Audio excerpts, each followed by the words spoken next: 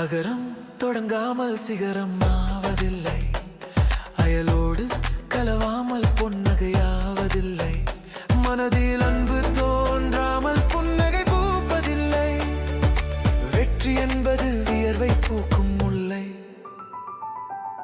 சிகரம் சிகரம் சிகரம் அதில் எல்லோர் மனமும் கவனம், தகரம் தகரம் தகரம் அது தங்கமாகும் பயணம், உழைப்பில் எட்டும் உயரம் அது உச்சம் தொட்டிடும் தருணம்,